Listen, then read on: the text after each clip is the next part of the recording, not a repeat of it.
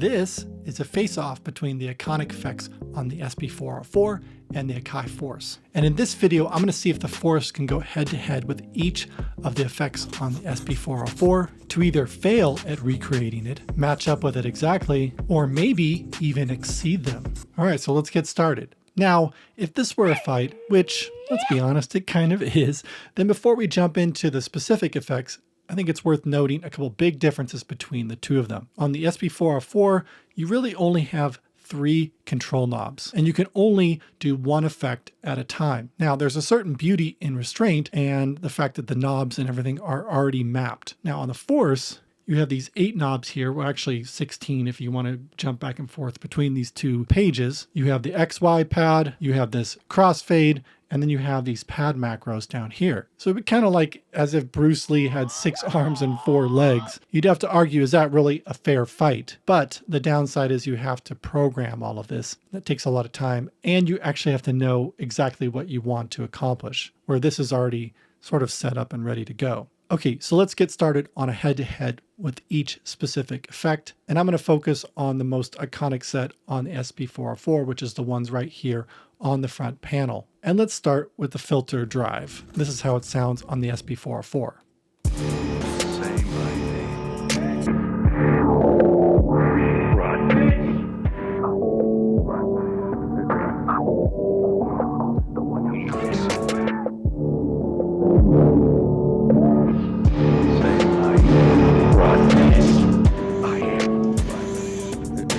Okay, so to mimic that on the Force, here's what I did. I set up a filter on the main output, and I set up a pad macro, this one right here, to turn the filter on and off. Then I mapped just the same as this has 3 knobs here, the cutoff, the resonance, and the drive. I mapped the cutoff here, the resonance, and then the drive. So here's how that sounds.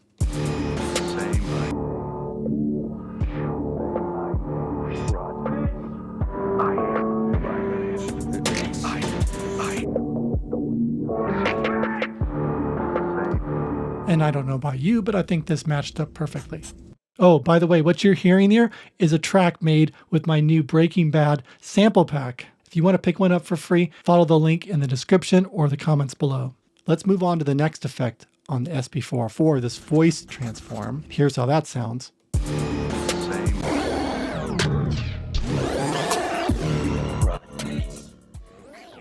Now, there's not really an exact copy of this on the Force, but I did find this air frequency shift, which kind of does the same thing. Let's listen how that sounds.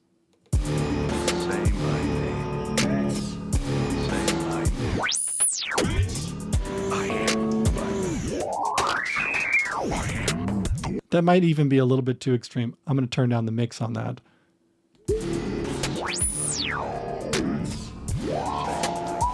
Let's listen again to how it sounds on the sp404.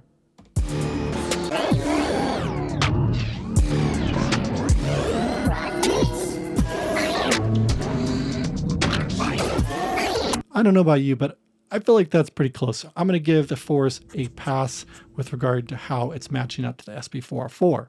Okay, so now let's check out this delay over here. And here's how that sounds. Energy.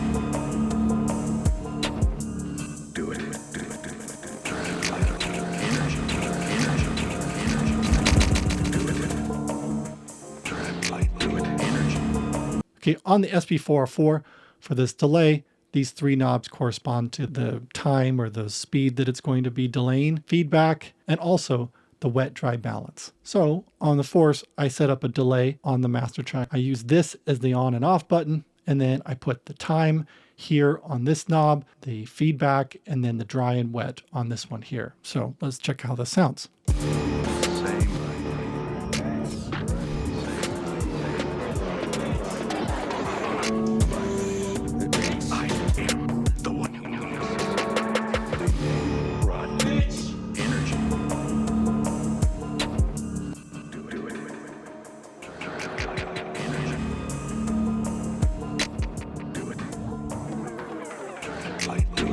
Okay, I also have to give that one a pass. I think it totally matched up to the sp404. Oh, and if you're a Force user and you'd like a copy of this project, I'm putting a link to where you can download that in the description as well. Now let's move on to this Isolator one here. This is also a real iconic effect for the sp404.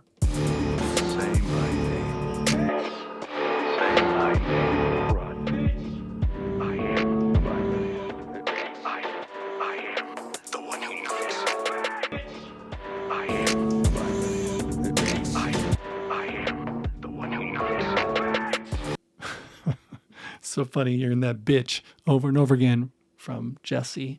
Okay, so now to set this up on the Force, I ran out of effect slots on the main outputs. So I had to move over and put something on a submix. And I routed all my tracks in the submix first and then over into the main output. And what I did here is I set up a kill EQ. So it has the highs, mids, and lows that I can turn on and off. And I map those to these three buttons right here. So I can mute the low end, I can mute the middle, and I can mute the high just by pushing these buttons. Then I map this knob up here for the offset, so it will determine where the middle of this all lies. This is how it sounds.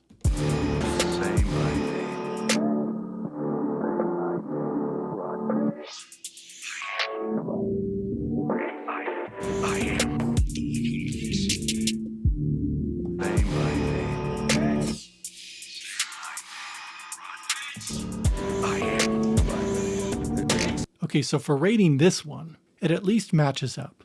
Maybe even exceeds it in the fact that you can just push these buttons to turn off certain parts of the EQ. But the sp404 does kind of sound more retro in the Isolator. So maybe those two things cancel each other out and we're back in the middle. Okay, so let's move on to the last one, this DJFX looper. This is really a key one for the sp404. This knob here does this almost kind of like slow down and reverse option. You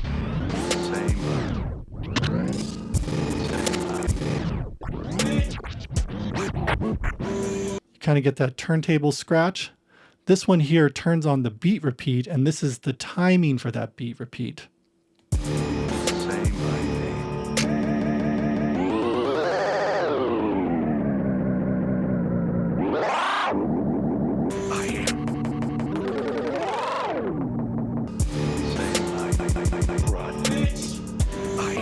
Okay, so to find an equivalent on the Force, I had to get a little bit creative. The most obvious way to match that would be to utilize the XY pad, which doesn't exactly match up in the sense that you are mixing a filter and a beat repeat in the same screen, but it also is really cool that you can have a filter as part of that too. Check it out.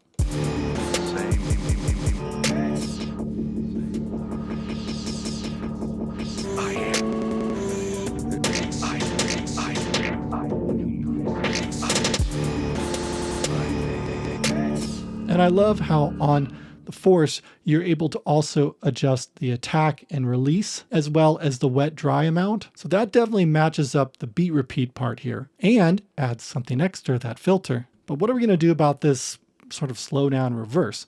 Well, on the Force, you can insert another XY pad onto the submix, which is for the tape stop. Now this one was a little bit trickier to program. I wanted to map this to the crossfade. So I had to pick specifically which one of these parameters I needed to attach it to. I'm not going to go into detail, but to get it so that when I slide this over, you can see how these parameters change. And let's hear how that works in context.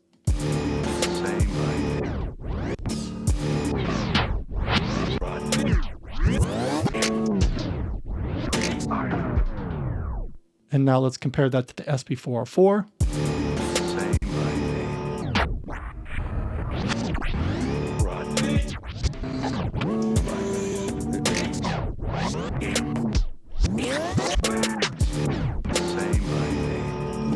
I don't know, I think that's pretty close.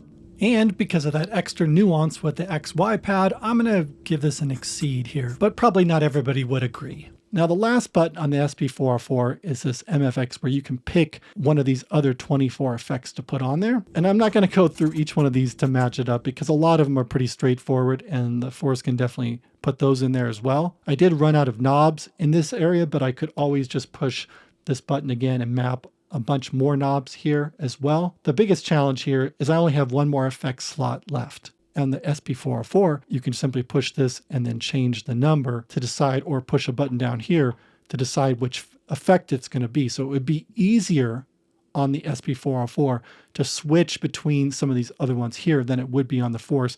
If I chose to fill this last spot with, let's say, one of these other ones like overdrive or distortion, or tremolo, easily could do so. Map it to one of these other knobs here or another pad macro. But after I do that, it's not going to be something I'm going to be able to change on the fly. And because of that, I'm going to have to kind of mark down the Force here and say that it didn't quite match up, although just barely.